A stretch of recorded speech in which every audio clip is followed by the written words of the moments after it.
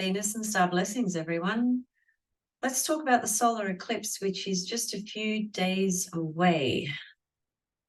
The energies are, really difficult, I think, to be quite frank.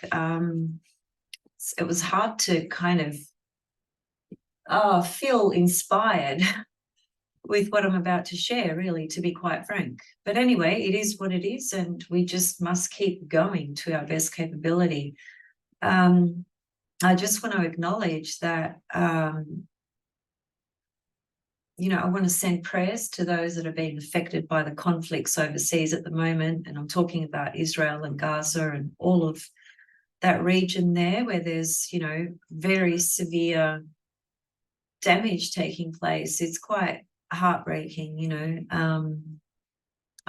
these sorts of things have been going on for eons, really. I'm aware of that. We all are. But nevertheless, the world is it's just a fucking mess, really. It's just a mess. So how do we bring it back to some kind of center within ourselves to be able to keep going and contributing in a positive way, as best as we can, because these energies are very, very challenging for all of us. So the solar eclipse is occurring at the 21st degree of Libra.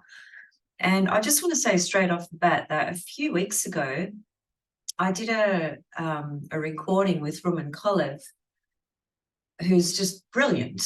Anyway, we spoke about Mars and the nature of Mars and Mars's heliacal phases, Mars being invisible in other words. And he mentioned comets and things of that nature. And basically, everything in the sky matters, just to put it very simply. Now, this solar eclipse that's occurring in a few days' time, it's already fully activated. We can actually see that. Mars has been in Libra and still is at this present moment as I speak, which is the 10th of October. And Mars has already it's already activated that degree of the eclipse, first of all. Roman spoke about the comet having quite a profound influence on the Earth. He was hoping that it was not going to be the nature of war, but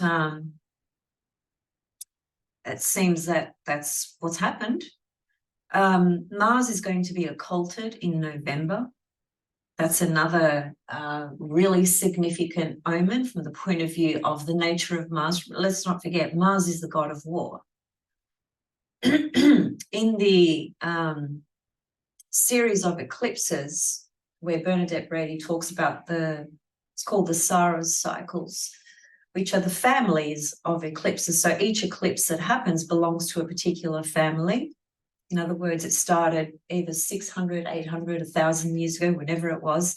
This particular family of eclipses holds a very strong Martian, Mars, Pluto vibrations. So, those energies tend to be very explosive.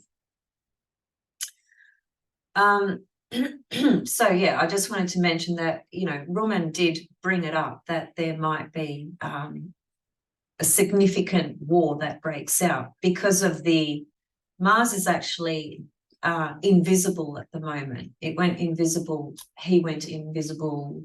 I've just forgotten the dates. But anyway, in the whole duration, Mars is invisible for about 4 months. So till next year, January. Mars will be occulted in November. Mars has passed over the degree of the solar eclipse that's occurring. So we can just see this buildup of energies. Now, in the sky, the last few days, we've had Mars, and it's still present at the moment, forming a square to Pluto, transiting Pluto in Capricorn. And of course, Mars is opposite Eris, the goddess Eris of chaos and destruction and so on and so forth. So, it's all literally there, black and white. And also the Venus retrograde cycle, which was the rebirth of Venus as a morning star, in August, is a morning star. The morning star goddess is associated with war as well. Now, all these things coincidental? I don't think so. I'm going to have to try and fly through this a little bit quicker because I've just got an appointment that's important for me to tend to. But anyway, this is the chart based in Melbourne for the solar eclipse, which for Melbourne is 15th of October. For you guys in the Northern Hemisphere, it's going to be the 14th of October. So there's the solar eclipse, which is basically a new moon, but it's not just a new moon, it's actually an eclipse. And this month is, heavily coloured and amplified by eclipses. We've got a solar eclipse followed by a lunar eclipse. So the energies of whatever's kind of brewing beneath the surface is being activated and amplified. And we haven't even seen it all yet because Pluto stations direct tomorrow on the 11th of October, which will be the 10th of October for you guys. And so in this chart here, Pluto is already direct. However, Pluto is moving very, very, very, very slowly. I think Pluto moves about 5 minutes in the whole month. So very, very slowly. Neptune is retrograde. Uranus is still retrograde, and so is Jupiter. So is Chiron. And so is Saturn. So even though Pluto is the first one to go direct out of pretty much all the outer planets, let's say, the movement being very, very slow is sort of alerting us to the fact that whatever is bubbling beneath that surface is not going to reveal itself very quickly. It's going to take some time. Pluto doesn't get back into Aquarius until January of 2024. So this solar eclipse is at 21 degrees of Libra. And as I said, transiting Mars, if we looked at a chart for today, transiting Mars is at the late degrees of Libra. So it's been forming a square to Pluto in the sky. And it's also been opposite Eris. And of course, the North Node as well.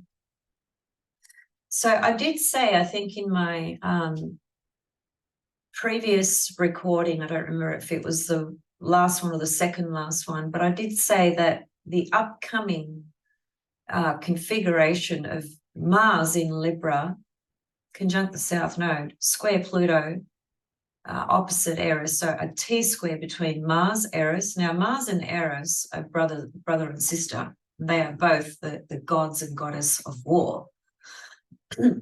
And Pluto is, we know, Pluto is finishing many, many things as it travels through these very last degrees of Capricorn, which generally when a planet, especially a planet like Pluto, is completing a very long journey of having been in a sign for in Capricorn. Well, it's been there since 2008. So Pluto can spend anywhere from 14 to 18, 20 years in the sign, just depends.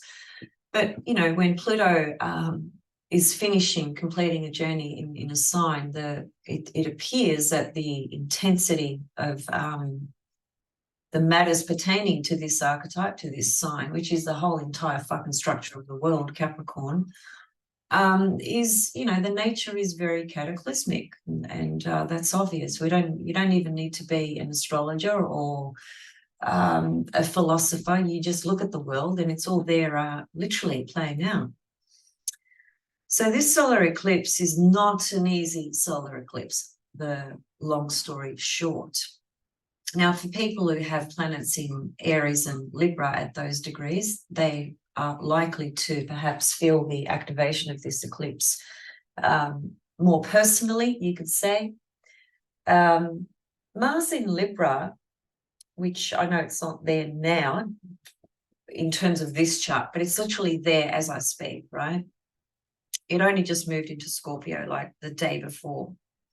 perhaps even just a few hours, about the day before. Mars is moving very quickly at the moment, by the way, just a lot quicker than normally. So Mars in Libra is in its detriment, right? And so that's a really pissed off Mars because it can't operate and act in its own natural inhabitant and its own natural nature and energy and vibration. So even though it's the sign, it's Venus' sign, which is a sign that is trying to cultivate peace and balance. Now, once again, I've said this many times, people make the mistake in assuming that Libra represents peace, pure and simple. It aims to represent peace. It aims to establish and cultivate balance and peace, but it doesn't automatically just have that balance and that peace. So Mars in Libra, being in its detriment, will behave in very unusual ways. A planet in detriment or fall generally operates in a very a different way to what the consensus or society expects or is prepared for. So this Mars has been very difficult in Libra, even though it's in its detriment. People might think, oh, it's in its detriment, it's not as powerful. It's not entirely true. And further to that, like I said, Mars is invisible at the moment. It's going to be occulted in November. It's passed over that degrees of the eclipse. It's just amplifying. It's just pushing and pushing, all its force and energy into this eclipse. And if you look at the Saras cycle of these eclipses, Mars and Pluto play a very strong role in this family of eclipses. And, Mars and Pluto are both planets of will. Mars is a planet of war. In ancient Babylonian astrology, his name was Nergal, and he was said to be the god of the underworld. And we usually associate Pluto as being the god of the underworld. But back then, they could not see Pluto. They didn't have Pluto in their consciousness, as it were. It hadn't been discovered. So Nergal, which is Mars, was the lord of the underworld. And he actually had a relationship with Ereshkigal, which is the dark queen of the underworld.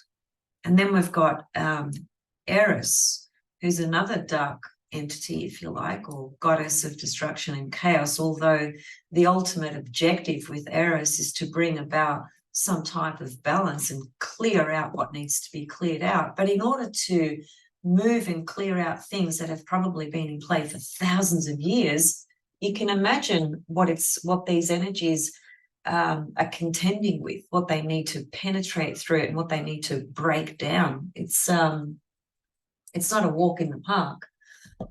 It's, thousands of years of psychic imprints in souls and individuals and in personalities, egos, because the biggest problem on this planet is the personality and the ego. From the point of view of its ultimate objective is to win. Now, if you've got the win factor in a personality, in a person, that automatically means for me to win, my opposition needs to lose, which is Mars. It's conflict. So, it's all, it's just so obvious. Anyway, it's a very intense kind of energy. And I think, Mars moves into Scorpio, which of course is its rulership sign. Mars will be very powerful in this place, but it is invisible. So there'll be something very hidden about a lot of agendas and motivations and actions and desires, and that can be obviously experienced on an individual and personal level. And that can certainly play out on the collective in various arenas and so forth. Now we know with what's happening in Israel, the Palestinians, the Israelis, the Gaza thing, all of that, like it's war, literally war, right? So they're both looking to win. Now, I'm not here to talk about who's right, who's wrong. I'm not a political person. I'm just merely expressing some thoughts about a really horrible situation that's going on, where innocent civilians are just, dying and are the scapegoats to matters that have been going on for a very long time in the psychology of both sides, and both sides want to win, as it were, right? I know it's very complicated, and I'm not here to say I understand the full extent of the implications of what's going on from a religious and societal and cultural perspective. Of course, I have a general overview of it, but I'm not an expert on it, and I'm not claiming to be, and I'm not even here really to talk about that. But really, I just want to talk about, we just need peace. We just need peace on this planet. Everyone needs to come to peace with each other. It's just enough of this conflict. It's just really heartbreaking. And I'll tell you what, with this solar eclipse, if you look at the main aspects, look at it, it's opposite Chiron. So, square Pluto, Mars has already been over those degrees. It's opposite Eris, all very, very intense, explosive, difficult energies in the sign of Libra, which is ultimately trying to strike a balance and peace, which is at this point, not appearing to be established. Chiron is many different things. When we look at it from our own personal perspective, it certainly talks about our own inner psychological, psychic imprints where we have experienced, obviously, some type of wounding and so forth, and where we also may fear rejection.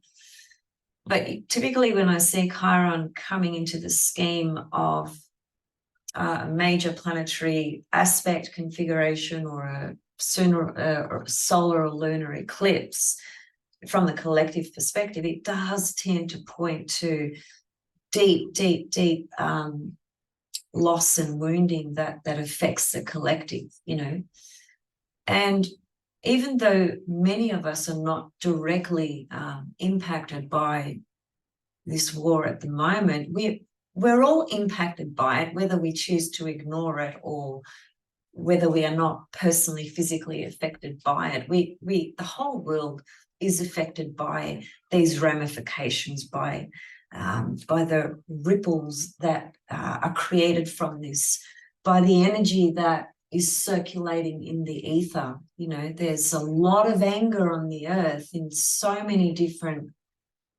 levels and platforms.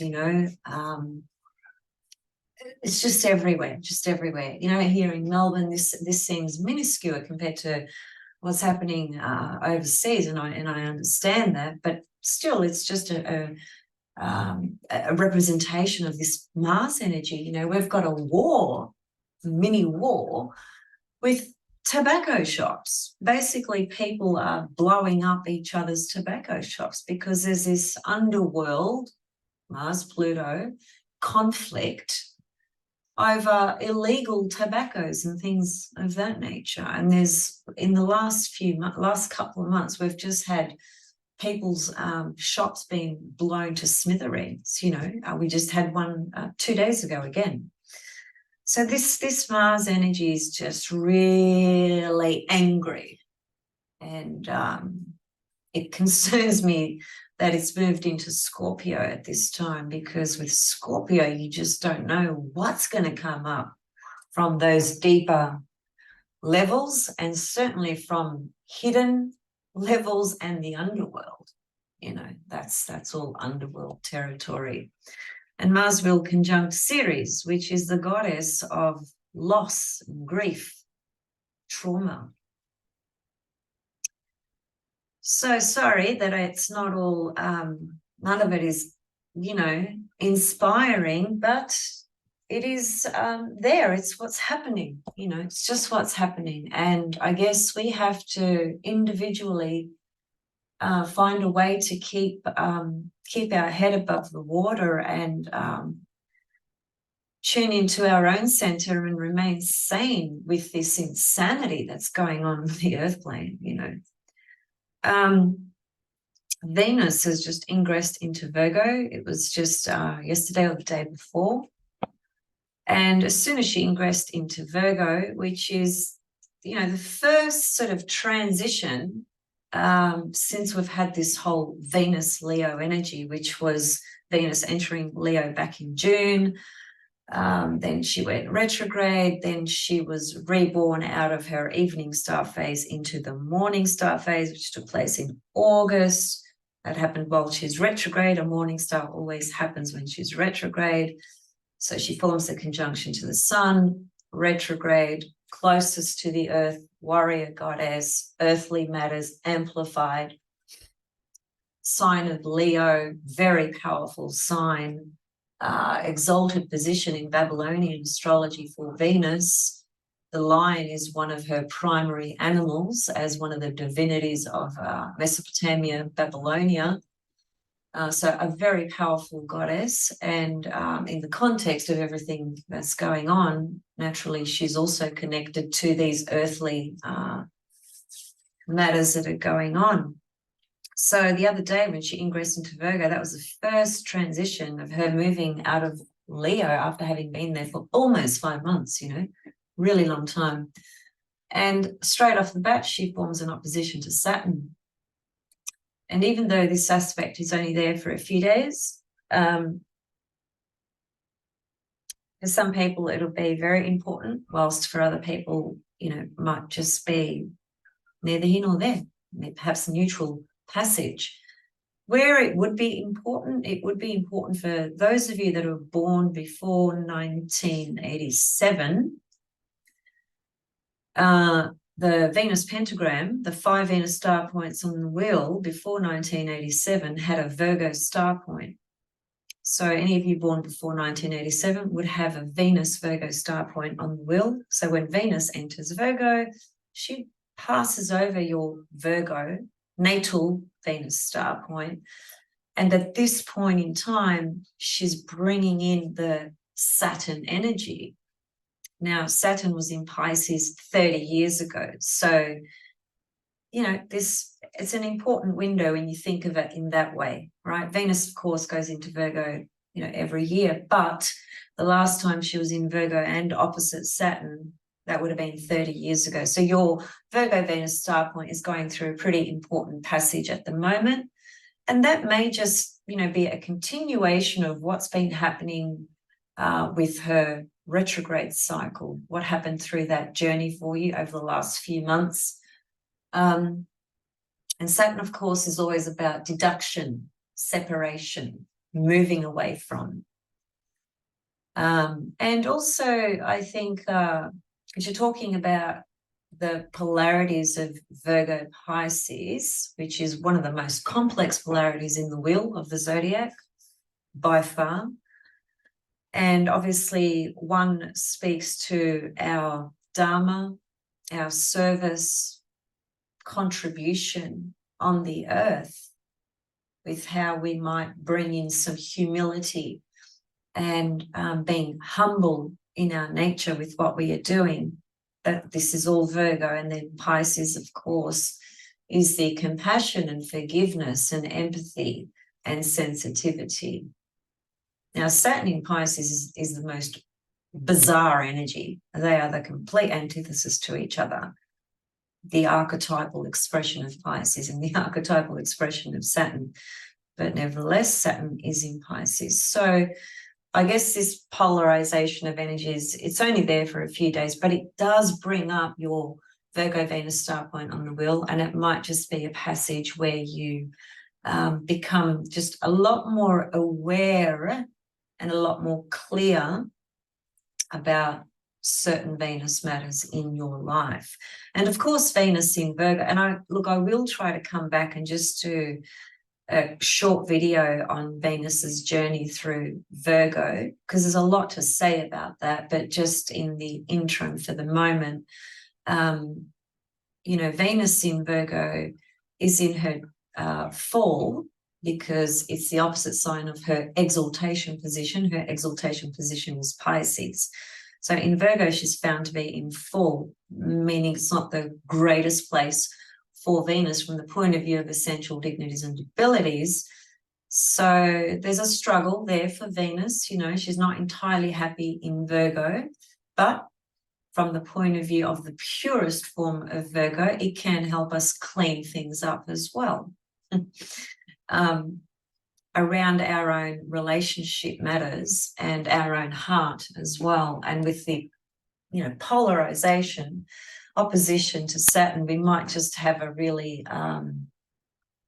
stark sort of clear reality, Saturn, of certain relationships, let's say, or certain things we're investing our heart and love and time into again, you know, and just getting really clear about it with Venus in Virgo, just reducing and eliminating the things that are not serving us, the things that are not necessary. You know, Virgo is one of the most amazing signs at eliminating. Well, first of all, it eliminates toxins and stuff out of the body. So it's a really powerful archetype when it comes to cleaning things out, both inwardly, so physically, inwardly, and also spiritually and emotionally as well. And just, you know, minimizing rather than being sort of extravagant, which is the sign before Virgo, Leo. So there's always something to learn and something to process and integrate, you know, as the stars and planets move through the zodiac and as they appear and disappear in the sky as well. They're always showing us something different. They're always taking us through a different journey, because Venus is in Virgo every year. Now, every year of your life is not exactly the same. As I said before, Venus opposite Saturn didn't happen, you know, hasn't happened for a very long time. So these are all new kind of portals, if you like, for the present moment at least. But anyway, what's the takeaway? The takeaway is that this eclipse energy is very challenging. And Bernadette Brady says in her book that the energies of this family, because they are so closely associated to Pluto, to the nature of Pluto and Mars, they can bring up quick, fast, and sudden sort of outcomes of things that just happen very, very quickly, that we may not be prepared for or expect, you know. So I guess we just need to observe what will unfold, because in 2 weeks later, we've got a lunar eclipse, right, which will be in Taurus. That chart doesn't look particularly easy either, if I'm going to be honest. So the month of October is pretty tipsy-turvy. You know, it's pretty animated. Solar eclipses, lunar eclipses, the configuration of Pluto, Mars, Eris in the T-square. Chiron is opposite the solar eclipse, so not easy energies at all. What else did I want to say? Also, there was a comet called Nishimura, which is basically the guy's name who detected the comet with a digital camera back in August. And Roman and I spoke about that. I don't have any knowledge of what comets mean from the level that Roman does. He's the expert in that, but he did say that this comet will, depending on its visibility, where it's visible, duration of visibility, and color, all those factors would determine the meaning of that comet at that time. And he said that comets, when they appear, the energy of a comet can last a few hundred years. That's pretty mind-boggling and a little bit scary as well, because I don't know what he'd say about this comet. I'd have to ask him, because at that time when we mentioned it, it had only just been discovered by this guy called Nishimura, a Japanese fellow. And so it hadn't really been observed yet. Now it's passed, because its observation period was between the 12th of September to the 17th of September. But I'm guessing, given what's broken out in Israel and so forth, this comet hasn't been a good influence. So there's that in the picture as well.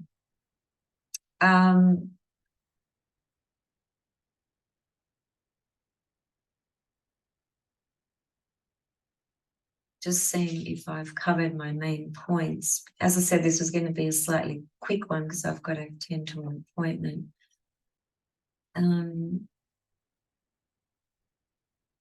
Yeah, I think that's pretty much it. So they're the main sort of themes of this solar eclipse, which are not great, I know. I'd be interested to hear from you guys how you're feeling this energy. You may have family or loved ones or know people that are being affected by these catastrophic events that are going on as well.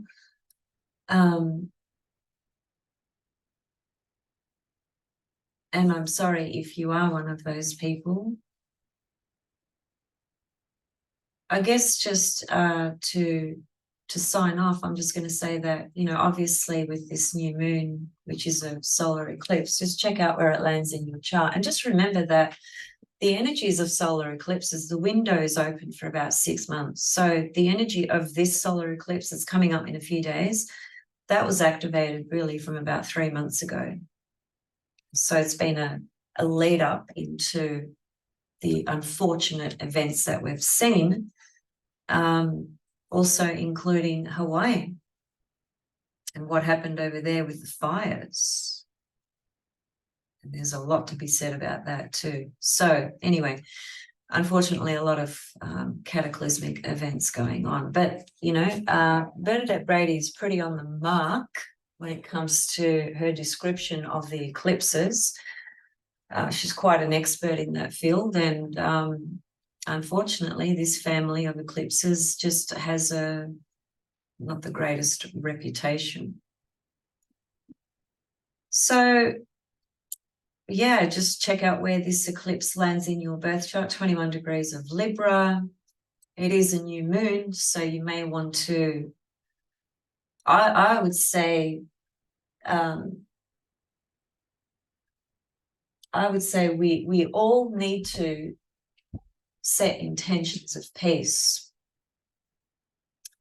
Because even though some people don't believe in prayer and so forth, there's been research that has been conducted in various ways over various periods where it has been proven that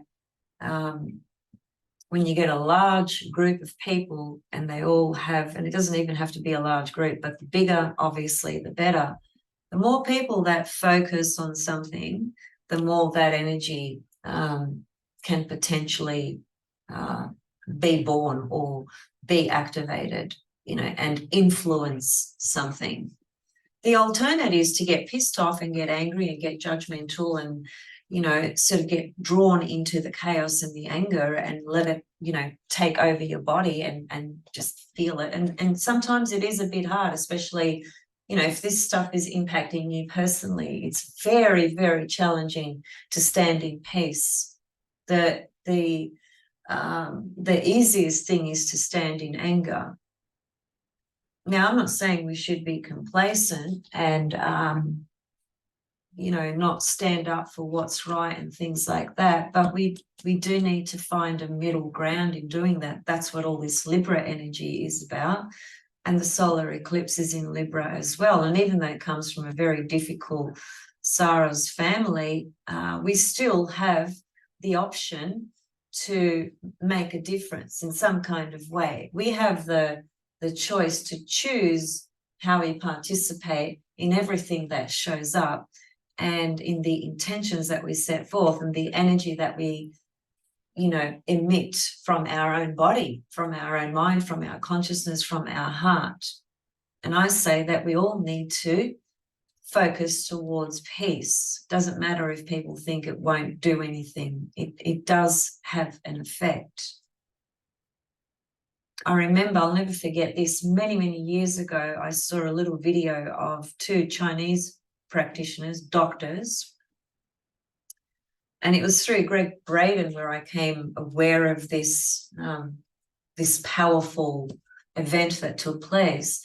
These two doctors were chanting a particular chant on a woman who had a cancerous tumor in her body that was very, very large.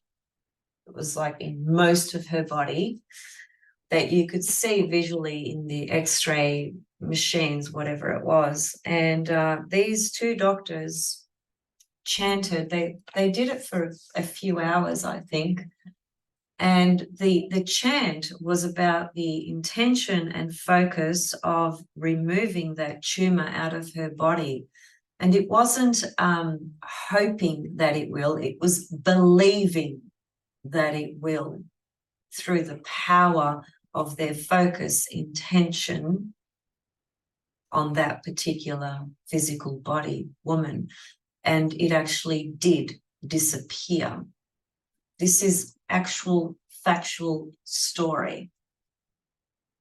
So if our consciousness with pure focus and intention can have such power, then imagine what it's doing when we are not focused on it and we're just letting it run wild like a wild monkey in the zoo. Our mind, our consciousness. Imagine what it's not, what it is doing when we are not aware, when we're not paying attention, right? So this war, these energies, they're having a ripple effect on the entire universe, on all of us. And we can either come into some middle ground, Libra, and send intentions of peace, or we can stand in anger. It's up to us. But anything we choose has an impact. That's all I'm saying. Anything we choose has an impact. I think if we can remember that, we might just make a difference. This is the lunar eclipse that's coming up 28th, 29th of October. Now, yeah, it's conjunct Jupiter, but it's also opposite Mars. And it's the Mars in Scorpio, which is a problem here, and it's leading up to a conjunction to Ceres. We'll talk about that sort of a little bit down the track, but this is just to show you that, you know, this month is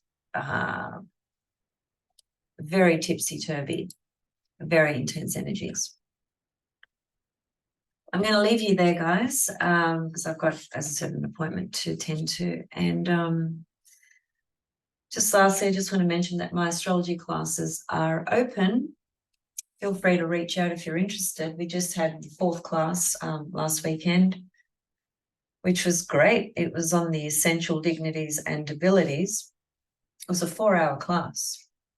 So I had lots to say about that. You can have access to this class if you reach out to me, and it's well worth it. Classes moving forward are open to anyone who wants to jump in. You may choose one class, you may choose the rest of this block that I'm doing. You may choose some other topics that I'm covering next year. I'm covering a lot of topics. I've got about 50 topics that I'm covering. So reach out if you're interested, or if you want to have a reading of some kind. And I will see you guys very soon. Sending you all much love and much peace that's really needed for all of us. See you soon. Bye.